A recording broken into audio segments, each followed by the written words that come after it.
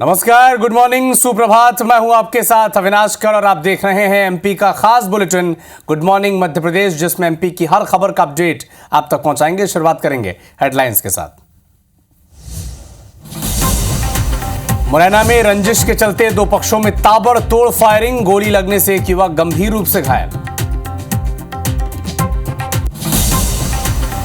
जबलपुर के काली मंदिर बाजार में कई दुकानों में लगी आग, आतिशबाजी के चलते लगी है आग, फायर ब्रिगेड ने पाया काबू। इंदौर के भावना सिंह हत्याकांड में मुंह बोले भाइयों ने किया अंतिम संस्कार, दीदी और चाचा ने अंतिम संस्कार से किया था मना। IBC 24 की खबर दिखाने के बाद भाइयों ने जताई थी इच्छा।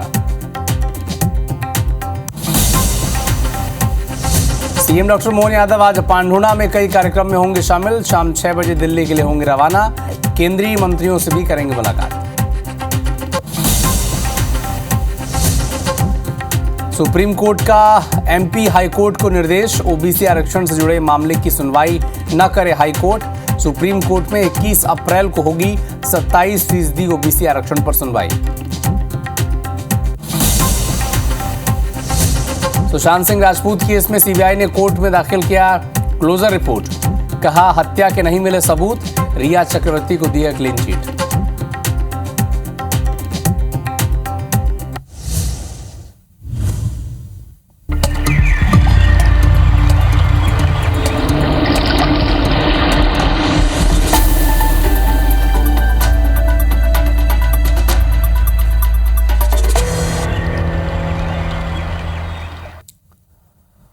मुरैना में एक बार फिर से ताबड़तोड़ गोलियां चली हैं। पुरानी रंजिश में दो पक्षों में ऐसा विवाद हुआ कि दोनों पक्षों के लोगों ने फायरिंग की है। 12 से ज्यादा राउंड हवाई फायरिंग वहां पर हुई है। एक युवक गंभीर रूप से घायल है, इलाज जारी है। पुलिस मामले की जांच में जुटी हुई है। कोतवाली थाना के गणेशपुरा इलाके की घटना है। सत्येंद्र सिंह तोमर हमारे सहयोगी फोन लाइन पर जुड़े हैं। सत्येंद्र, क्यों हुआ विवाद?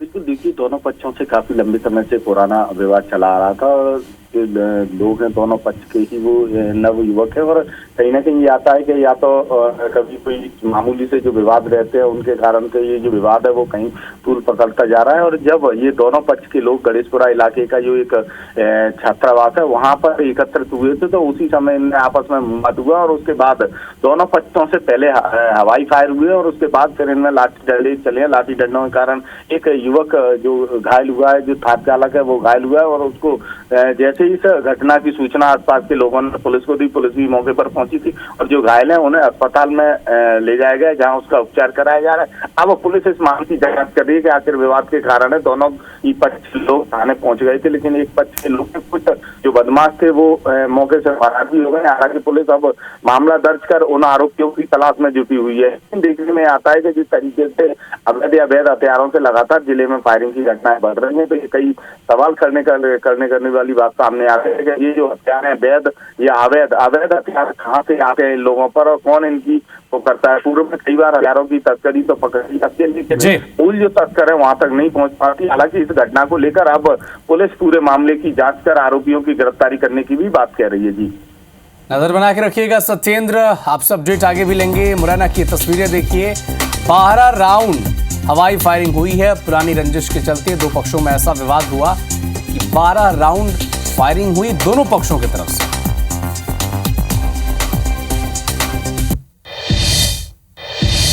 जबलपुर के काली मंदिर बाजार में कई दुकानों में आग लग गई। आतिशबाजी के चलते आग लगी है। हालांकि सूचना मिली तो फायर ब्रिगेड की टीम मौके पर पहुंची, आग पर काबू पाया। पाटन थाना क्षेत्र का यह मामला है। काली मंदिर बाजार की कई दुकानें आग की जद में आ गई। आतिशबाजी हुई थी और इसी के चलते यह आग वहां पर लगी है।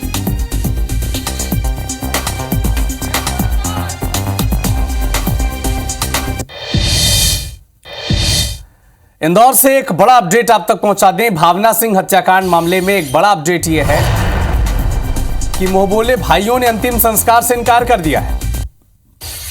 दादी और चाचा ने अंतिम संस्कार से मना किया और IBC 24 पर खबर दिखाने के बाद भाइयों ने अंतिम संस्कार की इच्छा जताई। पुलिस की कार्रवाई के बाद भाइयों ने अंतिम संस्कार किया है। आज ही भावना का मुंह बोला भाई इंदौर पहुंचा था और इन्होंने इच्छा जताई अंतिम संस्कार की, चूंकि दादी और चाचा ने अंतिम संस्कार से इनकार कर दिया था।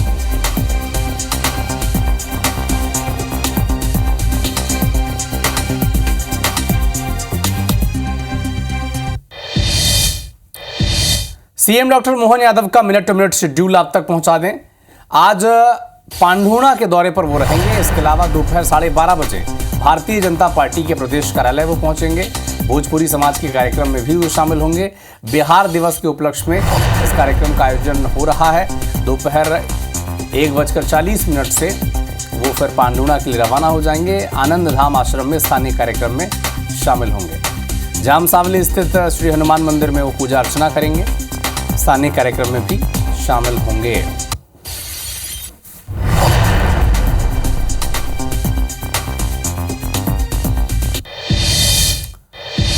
एमपी के मुख्यमंत्री सीएम डॉक्टर मोहन यादव ने राष्ट्रपति द्रौपदी मुर्मू से मुलाकात की।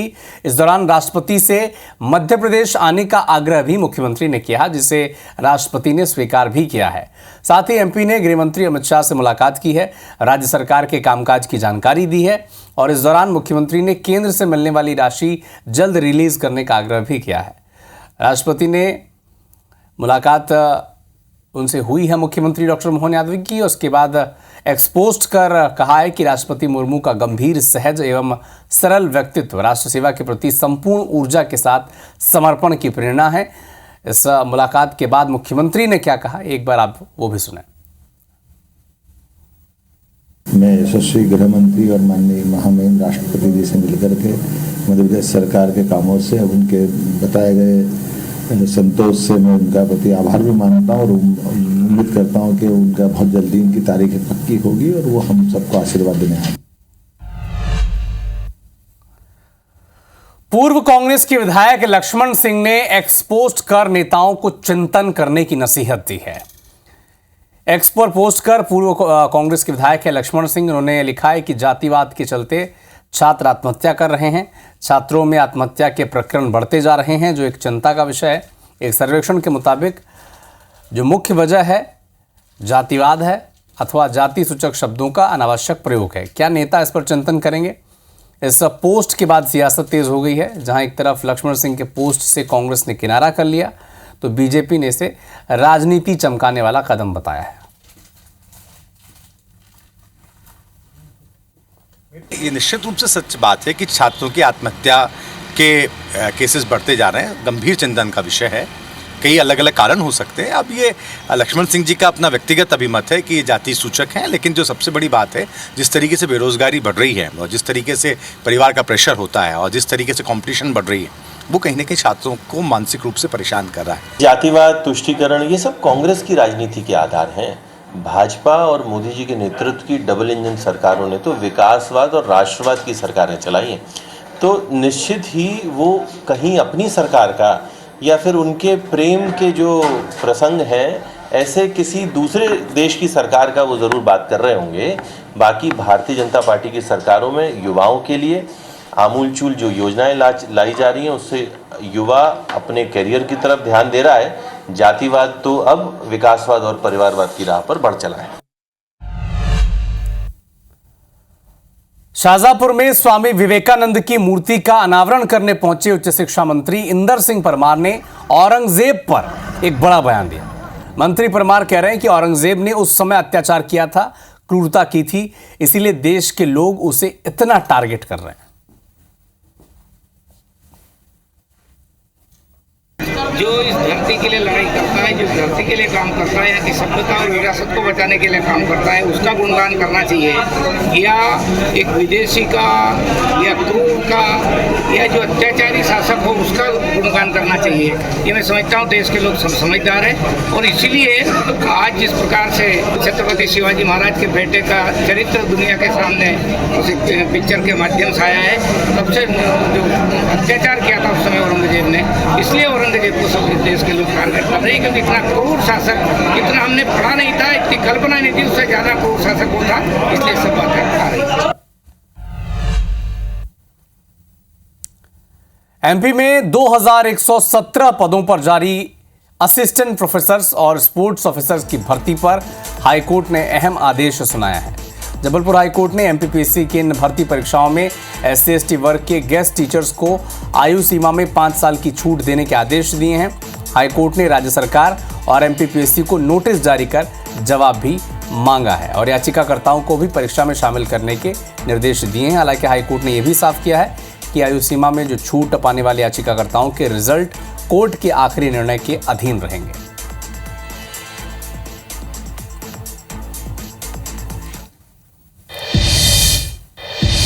ग्वालियर थाना क्षेत्र के राजा मंडी क्षेत्र का एक वीडियो वायरल हो रहा है जिसमें एक संदिग्ध महिला रात में घर के बाहर लगी डोरबेल को बजाती दिखती है। इस मामले में लोग बताते हैं कि घर के दरवाजा खोलने पर वहां पर कोई नहीं दिखता।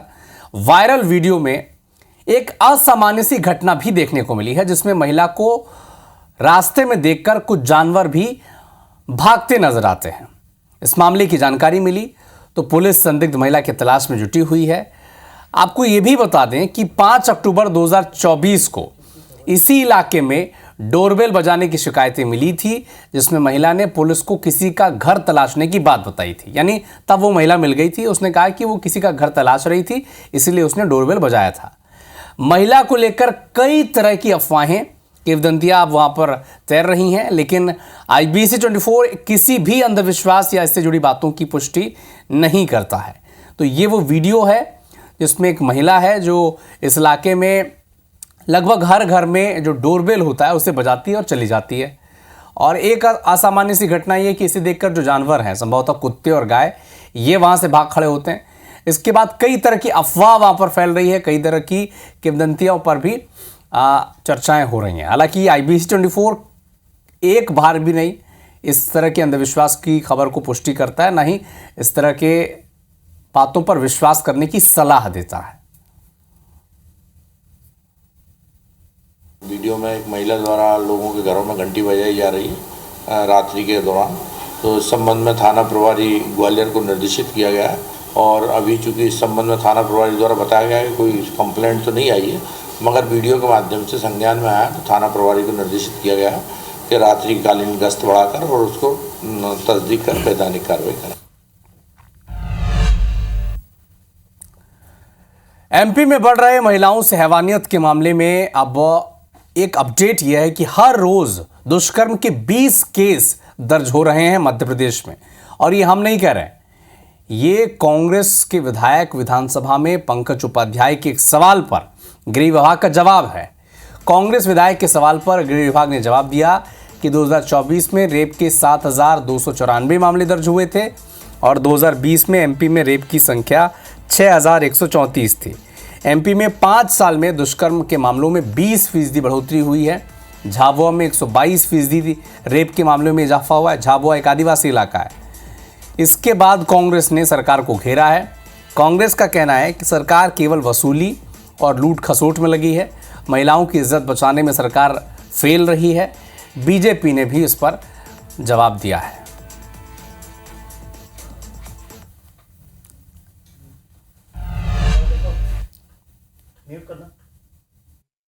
बीजेपी के कथनी और करने में कितना अंतर है, स्पष्ट रूप से मैंने प्रश्न पूछा था कि महिलाओं पर उत्पीड़न अत्याचार कितने बड़े हैं। 20% स्वयं मुख्यमंत्री ने अपने उत्तर में कबूला।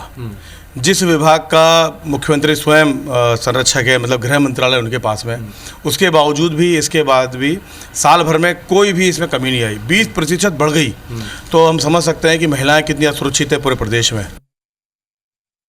मध्य प्रदेश सरकार जिस एक गति से काम कर रही है उसमें अब कोई भी रिपोर्ट करवाने जाता है तो उसको टालने का प्रयास नहीं होता। रिपोर्ट लिखी जाती है, ये जनता को राहत देने का काम हुआ है, उस पर तत्परता से कार्रवाई होती है। मध्य प्रदेश की डॉक्टर मोहन यादव जी की सरकार छोटे से छोटे मामले को भी गंभीरता से लेती है। बलात्कार की घटनाएं तो बड़ी होती है, उस पर कहीं अनदेखी नहीं की जाती। तो दुष्कर्म के मामले मध्य प्रदेश में लगातार बढ़ रहे हैं और इधर मुरैना में माफिया के हौसले बुलंद होते जा रहे हैं। पत्थर माफिया हो या रेत माफिया, वन विभाग की टीम पर हमला करने से ये पीछे हटते नहीं हैं। ताज़ा मामला रामपुर कला थाना इलाके का है। रामपुर गांव में वन विभाग की टीम ने पत्थर माफिया पर कार्रवाई की तो पत्थर माफिया एकजुट हो गए और वन विभाग की टीम पर हमला कर दिया। डंपर ट्रैक्टर ट्रॉली छुड़ाकर फरार हो गए। जबकि वन विभाग की टीम ने जहां कार्रवाई की थी वहां से थाना महज 500 मीटर की दूरी पर है, आधे किलोमीटर की दूरी पर वहां पर थाना है। पुलिस पर आरोप लग रहा है कि सूचना देने के बाद भी पुलिस वहां पर नहीं पहुंची। हालांकि मीडिया में खबर आने के बाद पुलिस ने माफिया पर केस दर्ज कर लिया है। आपको बता दें कि पहले ही रेत माफिया वन विभाग की टीम पर हमला कर अपनी गाड़ियां छुड़ाकर ले गए थे। और आपको मंत्री साहब का बयान तो याद ही होगा, वो कह रहे हैं कि कोई माफिया वाफिया नहीं है, रेत माफिया नहीं है, सब पेट माफिया है। थाना रामपुर के अंतर्गत पत्थर जो माफिया है उनके द्वारा वन विभाग के कर्मचारियों द्वारा उनको रोका गया था ट्रैक्टर को, तो उनके द्वारा छुड़ा के ले जाने की घटना सामने आई थी, जिस पे उनके द्वारा थाने में रिपोर्ट की गई वन विभाग के द्वारा और उस पे जो प्रकरण है विधिवत धाराओं के तहत पंजीबद्ध किया गया है। और अभी तक आरोपी ज्ञात नहीं है। जैसे ही आरोपी ज्ञात होते हैं तो उसमें उनकी गिरफ्तारी भी सुनिश्चित की जाएगी और सख्त कार्रवाई कर रहे हैं। चितरंगी थाना पुलिस ने एक झोला छाप डॉक्टर को गिरफ्तार किया। आरोपी अजीत कुमार के पास से एलोपैथिक दवाइयां और मेडिकल किट बरामद हुई है। आरोपी लंबे वक्त से चितरंगी इलाके में ग्रामीणों का इलाज कर रहा था। आरोपी के पास किसी भी तरह की मेडिकल डिग्री नहीं है। 20 मार्च को गलत इलाज से एक मरीज की मौत हो गई, जिसके बाद मृतक के भाई ने थाने में डॉक्टर के खिलाफ शिकायत की थी। मामले में पुलिस ने फर्जी डॉक्टर की क्लिनिक पर छापा मारा और कई मेडिकल किट बरामद किए। पुलिस ने आरोपी के खिलाफ केस दर्ज कर जांच शुरू कर दी है। पुलिस के द्वारा ज्वाइंट टीम के द्वारा प्राइवेट क्लिनिक संचालक डॉक्टर वैस के यहाँ जो है तस्दीक की गई तो पाया गया कि डॉक्टर वैस जो है एलोपैथी का इलाज बिना डिग्री के करते पाए गए हैं, जिसके आधार पर धारा 24 मध्य प्रदेश आयुर्विज्ञान अधिनियम के तहत जो है प्रथम दृष्टया मामला पंजीबद्ध किया गया है और पुलिस आगे की जाँच कर रही है। उज्जैन में बिजली बिल नहीं चुकाने वालों पर बिजली कंपनी का सख्त रवैया लगातार जारी है। बिल की वसूली के लिए कंपनी ने कई टीमें बनाई हैं। टीम ने बकायेदारों से 300 से ज्यादा बाइक, फ्रिज, कंप्रेशर, मशीन जैसे सामान जब्त किए हैं। इस दौरान कई यूजर्स की संपत्ति भी जब्त की जा चुकी है। कई उपभोक्ता ऐसे हैं जिन्होंने तुरंत बिल जमा कर दिया। बिजली कंपनी के ई बता रहे हैं कि लगातार नोटिस देने के बाद भी भुगतान नहीं करने वालों उपभोक्ताओं के खिलाफ कुर्की के वारंट जारी किए गए थे। इसके तहत चिंतामण जवासिया के इलाके में कार्रवाई की जा रही है। टारगेट है कि 9 करोड़ का बकाया राशि इसकी वसूली और इस दिशा में लगातार ये अभियान जारी रहेगा, इसकी जानकारी भी मिल रही है। तो जिसने भी बिजली बिल नहीं चुकाया है उज्जैन के इस इलाके के लोगों, आप जल्दी से जाकर अपना बिल चुका लें, वरना बिजली विभाग देखिए किस तरह से bike, fridge, compressor, tractor, trolley सब लेकर जा रहा है। कुर्की के अगेंस्ट में भी हमारे पास कम से कम 80 लाख रुपए वसूली हुआ है इसी महीने में। किस टाइप की वसूली की जा रही है? जैसे किसी उपभोक्ता का 1 लाख रुपए बकाया है तो वो 5 से 10 साल से पैसा नहीं भर रहा है, तो हम लोगों ने एक से अधिक बार नोटिस दिया है, उसको समझाया कि भाई पैसा भरो, पैसा आप यूज भी कर रहे हो तो पैसा तो भरना पड़ेगा। तो ऐसे 5 साल से अधिक वाले जो पैसा नहीं भरे हैं उनसे सबसे पैसे भरवा रहे हैं। ऐसे लगभग 80 लाख रुपए हमने भरवा चुके हैं अब तक। जो भी मतलब ऐसे चीज़ें जो बेसिक नीड्स वाले नहीं है उनको हम जब्त कर रहे हैं। वो आया पैसा जमा करके ले जाए अपना सामान। जबलपुर के पाटन थाना क्षेत्र में करंट की चपेट में आने से 2 लोगों की जान चली गई। मामले में पुलिस ने कार्रवाई की है। बिजली विभाग के अधिकारी कर्मचारी के खिलाफ केस दर्ज किया गया है। साथ ही बिजली विभाग ने मृतकों के परिजनों को 4-4 लाख रुपए मुआवजा देने का ऐलान किया है। बता दें आपको कि सुरैया गांव में 2 दिन से 11 kV का तार टूटा हुआ था। शिकायत की गई और इसके बावजूद सुधार नहीं किया गया, जिसके चलते 2 लोगों की मौत हो गई, एक घायल है। गुस्साए परिजनों और ग्रामीणों ने शहपुरा पाटन मार्ग में चक्का जाम किया। फिलहाल पुलिस ने केस दर्ज कर जांच शुरू कर दी है। घटना हुई है जिसमें 2 बच्चों की करंट लगने से मृत्यु हो गई है। इस संबंध में लापरवाही के तहत एक मामला दर्ज किया गया है, जिसकी द्वारा भी लापरवाही की गई है उस पर कार्रवाई की जाएगी। अभी तो जांच का विषय है कि इसमें किन की लापरवाही है। अगर लापरवाही पाई जाती है तो उस पर कार्रवाई की जाएगी।